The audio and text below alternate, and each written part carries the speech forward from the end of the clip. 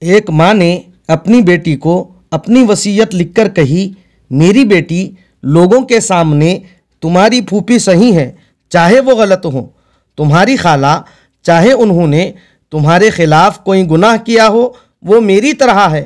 اپنے بھائی کی عزت کرو، اس سے نہ ڈرو اور اسے اپنا سہارا اور مددگار بناؤ۔ تمہاری بہن وہ ہے جس کی شفقت اور محبت کی تم طویل عرصے سے توقع کرتی ہو اور تمہیں معلوم ہوتا ہے کہ وہ کبھی نہیں بدلتی۔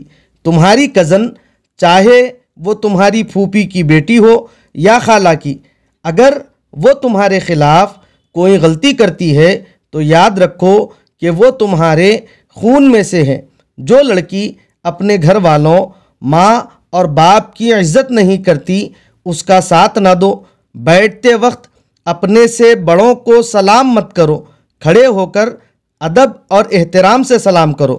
تمہارے شوہر کی ماں تمہاری ماں کی طرح ہے، اس کے بیٹے کو اس کی موجودگی اور غیر موجودگی میں اس کی عزت کرنے کی ترغیب دو اور اس سے دور نہ رہو۔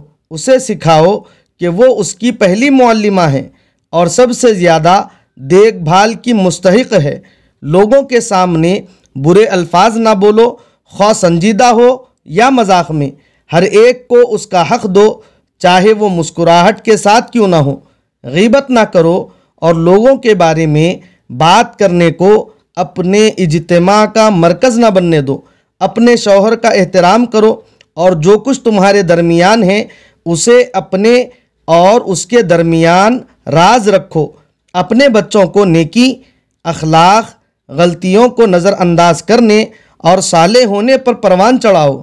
دنیا میں اپنے رب کی اطاعت میں صراط مستقیم پر چلو، دنیا تمہاری اطاعت میں چلے گی۔ کسی کو تکلیف نہ دو اور یہ نہ کہو کہ میں تم سے مذاق کر رہی تھی۔ اگر کوئی تم سے غلط کرے تو اسے جواب نہ دو۔ یہاں سے تعلیم میں فرق نظر آتا ہے۔ یہ مت کہو کہ میں کرتی ہوں۔ لوگوں کو تمہارے اعمال اور اخلاق اور پرورش دیکھنے دو اور انہیں یہ کہنے پر مجبور کر دو، خدا ان پر رحم کرے جنہوں نے اسے جنم دیا۔